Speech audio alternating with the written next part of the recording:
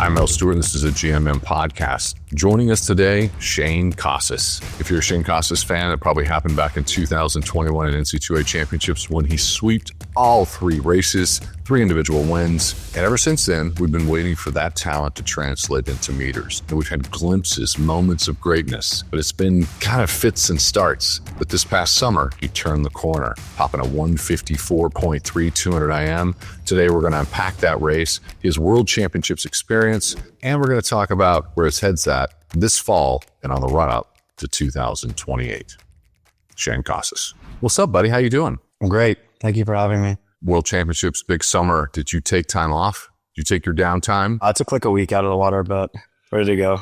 So everybody's going to these exotic places. We talked to Reagan, and she was with the Walsh sisters, and they're in Hawaii at the Four Seasons. We talked a little bit off camera, and you're like, nah, I didn't travel that much. What is downtime lit for you after a World Championships? I got back to Austin, kind of just like chilled out and did nothing. Like I allowed myself to have days where I could do absolutely nothing, or I could just go around town and kind of drive around, or like honestly, like literally do whatever I felt like. And then I went home to see family just for a couple of days. And then by that point, it's already time to get back swimming. You mentioned this because I asked you, I said, how much time do we have? We're recording this right now. It's going to appear in a couple of days. You're like, we're already butting up on practice time. Bowman's cutting into this interview.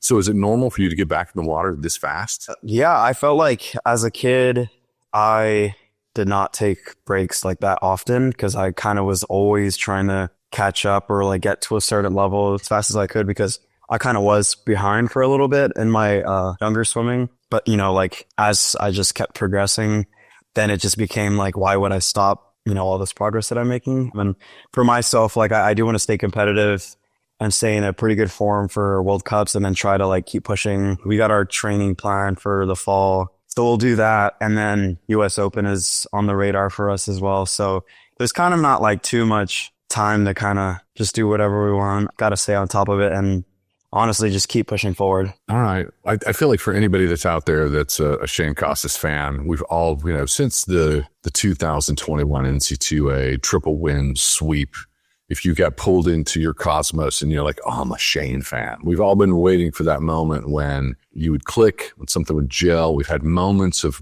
potential and greatness. It feels like this summer we turned the corner. Feels like you turned the corner this summer. That's how I'm looking at it. Reading SwimSwam editorials, tracking the fan base, tracking how people are watching you. You definitely have a huge fan base because when you're swimming, people are curious. I want to know what you're doing. You tell me, just overarching 60,000 feet, what did this summer mean for you? Well, I kind of want to take a step back and maybe pull it back to last winter and fall, because for me, it wasn't just the summer.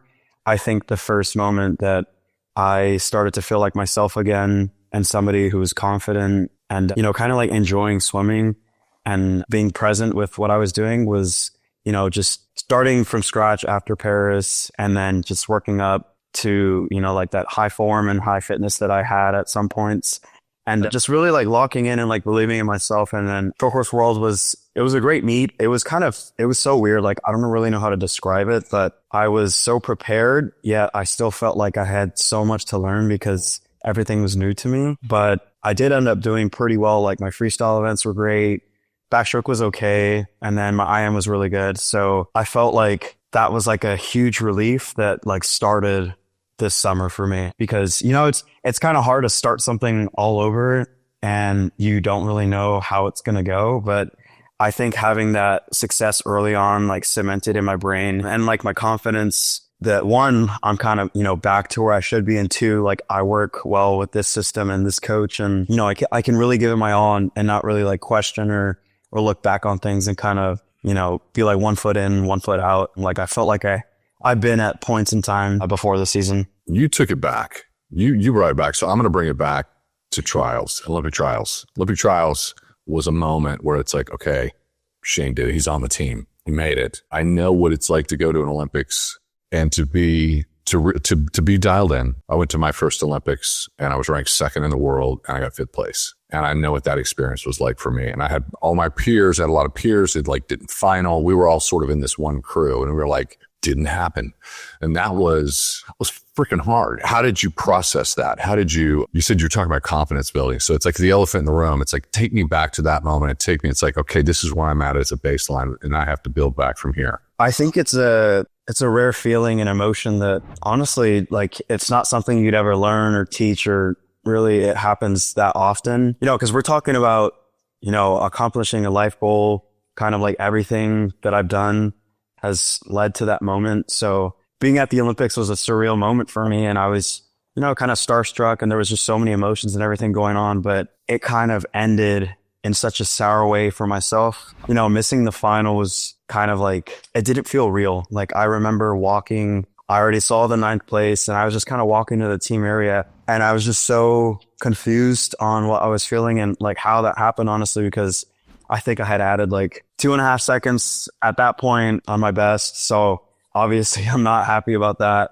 And then, I'm just kind of wondering like how I could get to the Olympics and still feel so disappointed and not satisfied with like myself and swimming. So I think that was like a really hard thing to process. And then obviously, like, afterwards it's gone. Like it came as fast as it disappeared. So then once that happened, it just kind of felt like, like, what's next? Like, I don't know. It's hard for me to like put this into words. It's just a very strange and like uncertain feeling. That wasn't who you are. You're like, yeah, it's like, I can go faster than this. Yeah. And it sucks. It's because I'm going to have to wait a while to prove that. Yeah, well, I mean, it's great to wait a while. And then the next roll up is going to be the domestic Olympics in Los Angeles. But I think for a lot of athletes, if you track a lot of national team members over the decades, not always, more so with men, that first Olympics is that pancake Olympics. And and then you're really curious as to how that you're going to take that experience and flip it. What did I learn? And what am I going to do now on the big stage? World Championships are the pressure cooker, and you delivered. It was, because of Marchand's time in the 200 IM, he completely skipped 153, dipped into 152. Everyone was like, it's like staring into the sun. You see nothing else. But it's like everyone, their breath was taken away. And then they went, wait a minute, she went on 154.3. So it's like, if you'd gone on 154.3 at any other time, this would be, it's like cover, swim, swam, the biggest story on the men's side. You have to know that. You have to kind of have a sense and awareness about that. Did that run through your head? I don't think so. I think World Championships was a very similar feeling as Paris, except there was some good to this time. My experience at Worlds was a little bit different than what I've had in the years past. Like, I remember my first experience in 2022, I had just like the 200 back, and that was it. So I had been at this point, like, in spite of like having many great swims and I can swim a lot of different events, I've only gone to big meets and swum one event. I have 3 swims and that's it. So, I had the relay the first day, which is okay. And then I had the whole 2am rounds. And then, I had other stuff after that.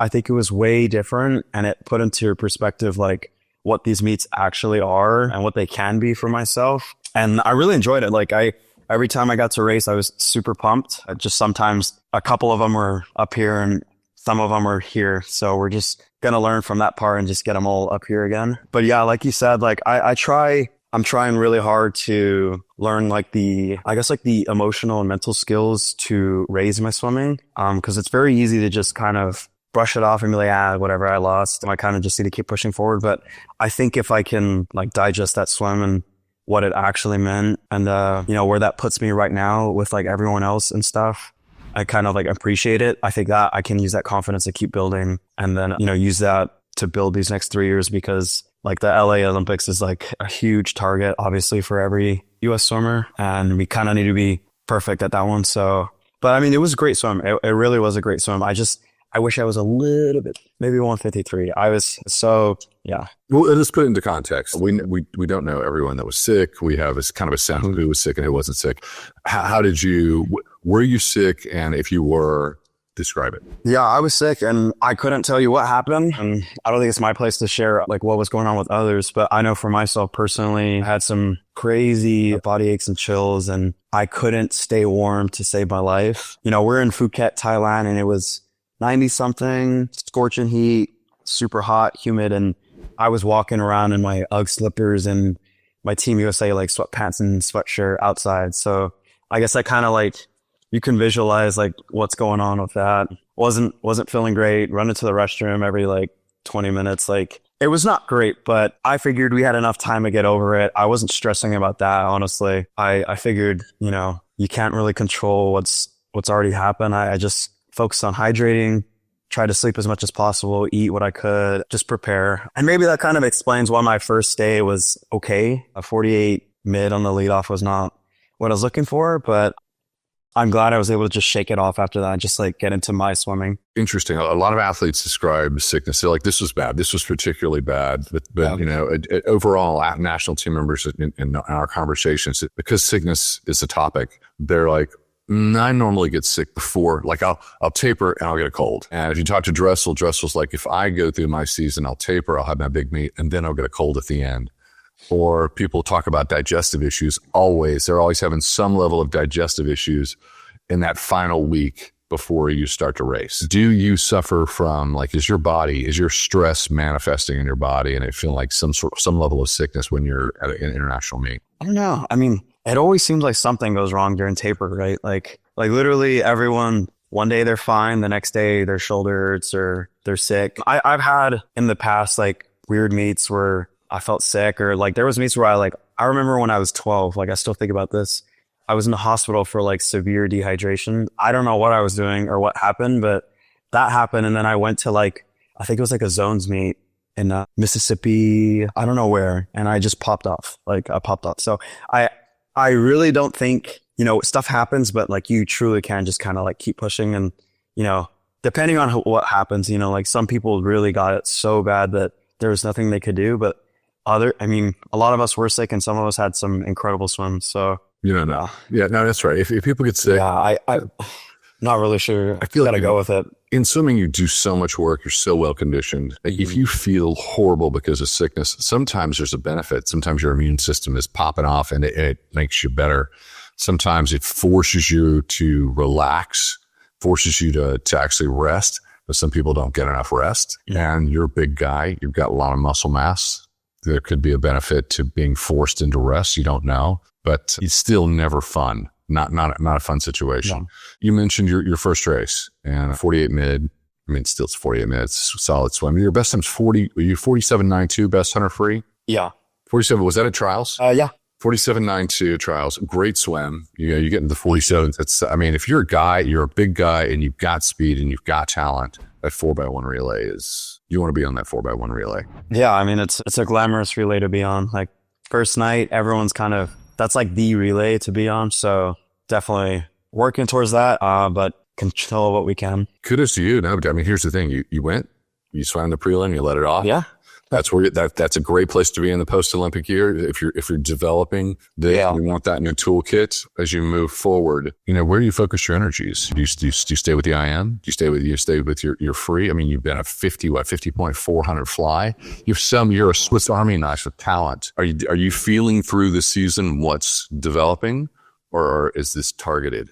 Because you got, Bowman's on deck. Yeah. Let us into Bowman's head. Let us into your head. Well, we had a meeting, Bowman and the coaches and I, and I asked for this because this is what I want. We just talked about three things: what we did well, what we could do better, and how do we get better. And I felt like I took massive strides freestyle and my IM, obviously. So I think that was like a great thing to have happen this first season, especially under a new training like staff. And, after last summer, like this year was kind of like as good as it can get in like this scenario, in this situation.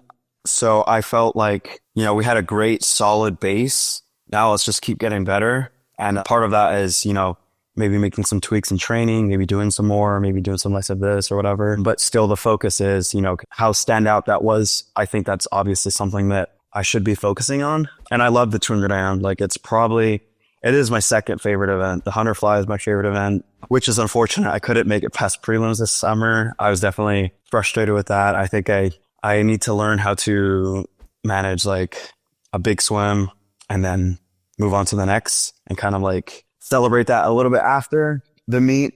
And so I can focus on those other races. but definitely 2IM is like the huge focus. I'm still really pushing for butterfly. I swim backstroke as well and freestyle. So it's so hard when you can do everything. That doesn't mean you should do everything. And I'm trying not to, bite off more than I could chew. Cause in the end, one gold is worth a million silvers and bronzes and whatever. So at least to me.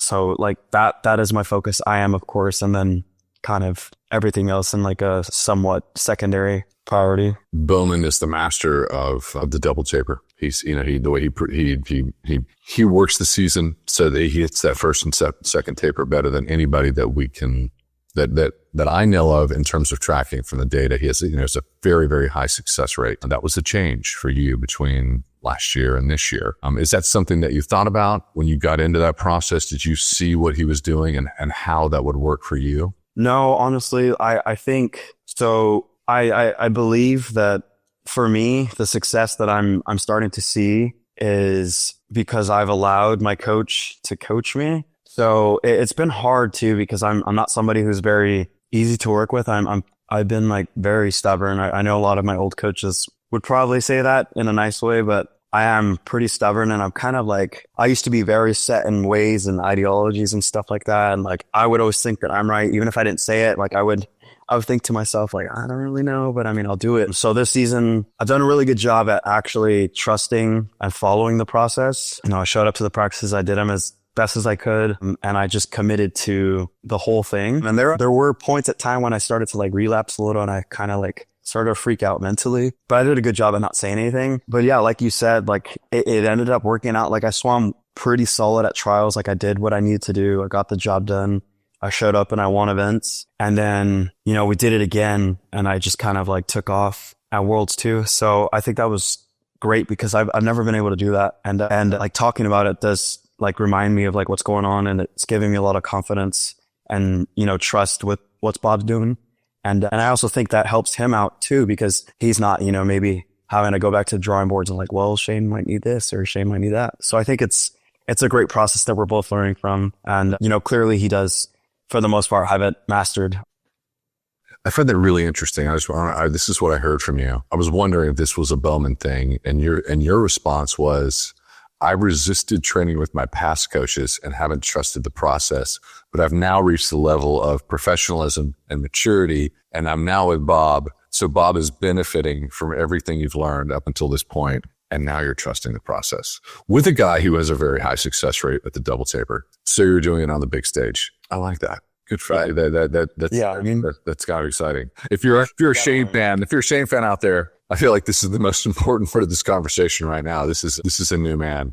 The workouts, it's intense. I just had dinner with Bob a few days ago, and he and I went out and shared a meal. We spent several hours together talking, and he talked very little about swimming. Mostly it was about sourdough bread and the cultures to make the sourdough bread that are 100 years old. And I sort of stepped back at a certain point, and I said, you're really keeping it focused when you're on swimming, when you're swimming, but you're really separating it in your life. And it was just an aside, but he's just like, at Texas, and with all the support system that's there and where we're at now, we can be the best that we can be. So I'm very focused on that. And he's cutting everything else out of his life. So I think that we might see the best from him of his entire career. It feels like he's more and more dialed in. So I'm super bullish on Bowman. I think we're in the master phase, the masterclass phase of who he is. Yes. So timing is perfect. Just an observation from one night out at Jeffries. If anybody knows what Jeffries is in Austin, have you been to Jeffries in Austin, Texas? I haven't. No. Oh, buddy, you got to go to Jeffries. Good. You got to get to Jeffries and lean into a big steak. Okay. Yeah, it's good stuff. Have you worked your way through the Michelin star restaurants in Austin? I had this conversation with Reagan, and she has not. No, I haven't. I'm not like a huge food guy like that. Like, I mean, I love good food, but half the time I'm too tired to go downtown or go around. You don't have to go downtown or go around. You just need to pull up Austin, Texas Michelin star restaurants. Work your way through that list. And you don't even, I mean, if you just like to eat good food, it's not always very expensive. But all right, we're off track. So you're back in workout. You had a great summer. Oh, let me take a step. We got to stay with this for just one moment. I let this slide, and everyone heard it. 154.3, and you really wanted to be 153. So you wanted to be in the 53s. Yeah, I kind of like visualized, and like that was the time in my head, like 153.70 something. Like that was like what I really wanted to hit. And it's not a bad thing that I didn't hit it. It's not like that's like some just normal time, like besides Leon, that would have been the next world record. So definitely like very motivated, and I know what I can really work on to probably get some tenths here and there. I actually was very surprised like how my race planned out, because I don't know if like the splits off the top of my head, like I don't care that much where I'm like memorizing everything, but I do know that I was out slower than I've been before. Like at Olympic trials in 24, I just went for it because like you had to. It's Olympic trials, like everything's on the line. So I went for it, and I was out so fast, and I don't even like remember anything from that race. Like I just blacked out. But I do know I was at like 52 something, and at Worlds I was out 53 something. So there's a couple of tenths that I felt like if I was a little bit more aggressive the front half, maybe it could have been a little bit faster. I don't know. Who knows? I just felt like I had a little too much energy after my race, and I was kind of mad at myself. I was like, dude, Shaine, why are we not falling over after this? Because I was going to fall over after that Olympic trials 2 IM. You want to leave it all in the pool. What we're saying. Yeah. Here's the thing. When you go 54.3 and you feel that race, everyone's had this race where it's like a PB. It's a big PB. And you're like, ooh, that was easy. Uh-huh. That was easy. That should have been. I had so much more in the tank. Okay. So we know that we got the 54.3 on the board. We know there's a 53 locked and loaded and ready to go. How do you feel about middle year, pan-pac year? A lot of athletes say when they're going through the quad, this is like the middle of the Sahara Desert. It's a tough time staying motivated. I think that's true in the past, but with LA so close, and this is a international meet. It's domestic. It's going to be in Southern California. Feels like a nice trial run for that time zone and racing an international meet. I feel like this summer it's going to be, 2026 is going to be a different middle year. Have you thought that through? No, honestly, not yet. Like we're so early on. I'm just kind of like I'm really focusing on trying to get my underwaters better and still sticking with freestyle. I haven't really thought about like meets quite yet. For me, I'm just more thinking about like per event, like what do I need to do? Because there's a lot of work to be done. And I know in US Open, I do want to attempt some off events. So like, I'm really honestly looking forward to like the fall. I haven't really even thought about next summer because it is like legitimately 1 year away, or maybe a couple weeks under a year. So that's pretty far out. And I'm getting, I'm turning 26 at the end of this year. So I'm not like looking forward to anything. I'm just trying to like stay super present. But yeah, like you're saying, like, I haven't really thought about how the middle of the quad is kind of like that, because the last time I was in the middle of a quad, I was in college. So I had all of that kind of distracting me. So I'm curious to see how that plays out and how I'm going to feel about that. But I know there is a lot of swimming ahead of me. So I don't think I'll be too distracted or bored. World Cup? Yeah. World Cup, US Open. So you got a lot. You're going to be busy this fall. Yeah, I'm pumped. Like I'm honestly excited for this year just as much as I was for last year. Just like, I think year 2 is normally better for most people. Not that my year 1 was bad, but I feel like year 2 normally goes really well. You're a 26-year-old man. You're an elite. You just went an extraordinary time. 3rd fastest performer of all time. 2, 3, 4, 4th. See you, Leon. Yeah. Oh, 4th. Sorry, 4th. Excuse me. We got to count. We got to count on our fingers. But yeah, pretty outstanding. Do you feel like the business of swim supports you? In terms of just because it's a big topic right now. A lot of people, our fans are thinking, hey, we're in a domestic Olympic run up. Our athletes are supported. And I know personally that like from the governing body level with the athlete partnership agreement, that hasn't gone up since about 2010. It's the same. Right.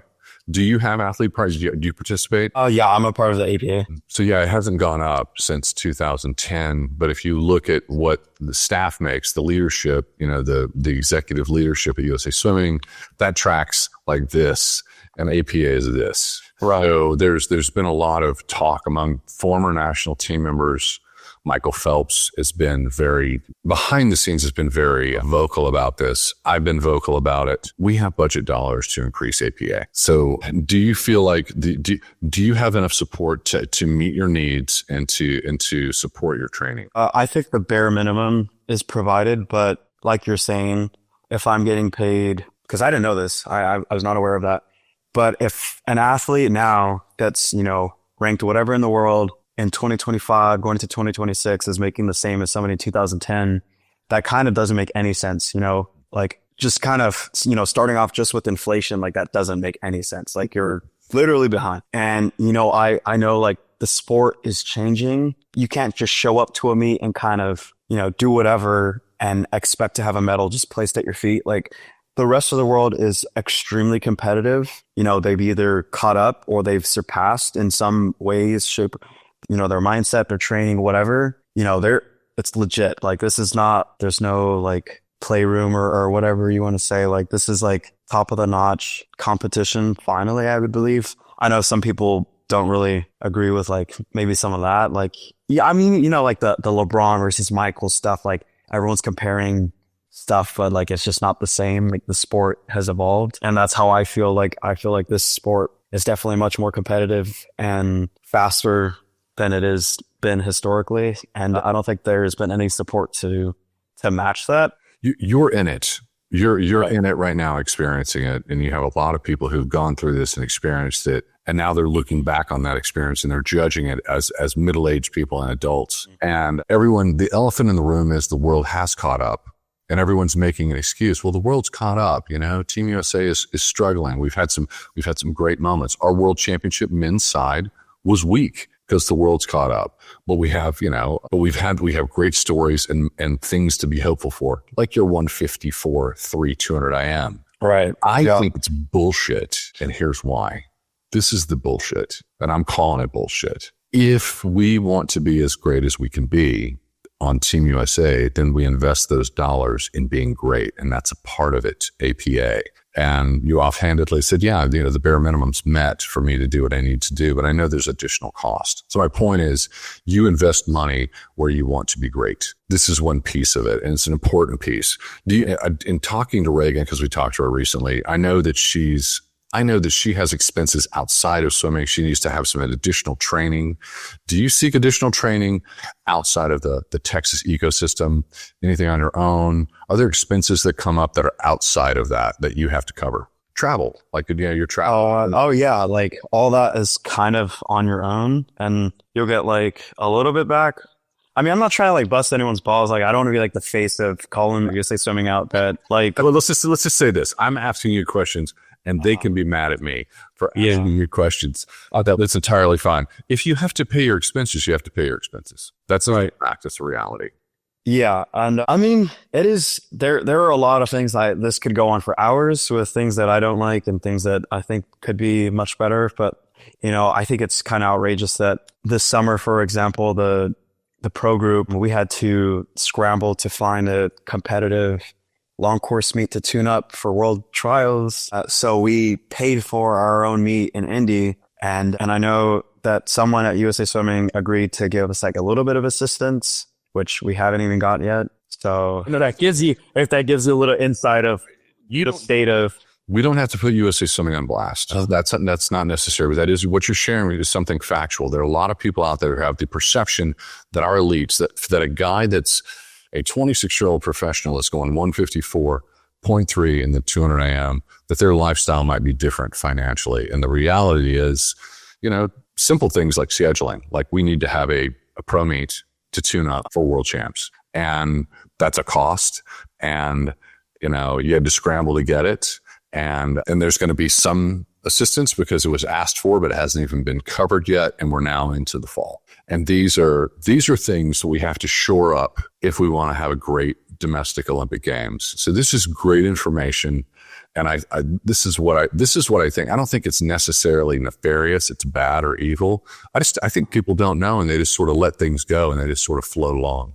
And the same thing stays the same thing. I think everyone can do a better job. Like I feel like if you really truly want to get to the top, like you have to make a push, and it does start from the top. Like you can't have a very successful program and athletes, putting up outstanding performances, but they're not being supported. Like I would love to, go get a massage or go do some recovery or something like that. But dude, it costs like $200 for an hour session with like somebody who is at that level that you would need them to be at if you wanted to get something out of it. And that's just like an example that if you want to get to that next level, you have to invest into it. And it's hugely expensive. So if you're out there listening, I go to a massage therapist in Austin that works with the top level athletes. It's $200 an hour. I have a physical therapist who does needling and works on all the joints and does everything you need. So, but they work with elite athletes who work with a lot of Olympians.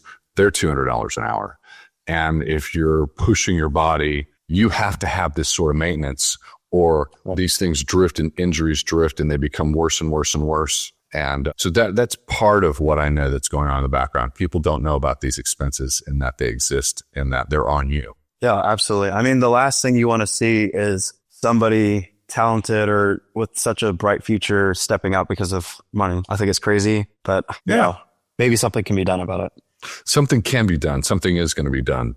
And I think we're going to see changes, hopefully as early as next year. And we're pushing forward in terms of all of the peers that have come before you that have represented Team USA going back to the 1960s. They're getting very loud. They're getting very loud because we want you guys to be supported.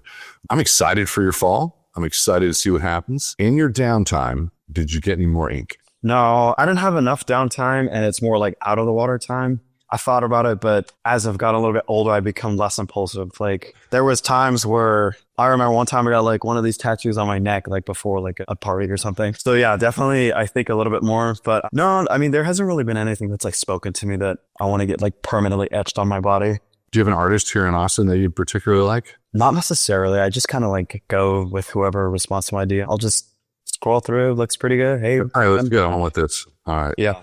My wife got her forearm and now she's going to sleeve up. And I told her that I would sleeve up, and every 2 weeks she goes, when do you start working on your sleeve? Yeah. I mean, it also, some of them hurt. So I'm like, I kind of don't want to put myself through that right now. All right. Well, this is, I just wanted to do a brain reset. I'm excited as much as I'm excited to hear about your 154.3 and that you really have a 153 in the tank. Yeah. It's just in the chamber ready to go. I'm excited about your 100 free. I'm excited about that speed. And I do think the 100 fly has potential. You know, you're 50.4.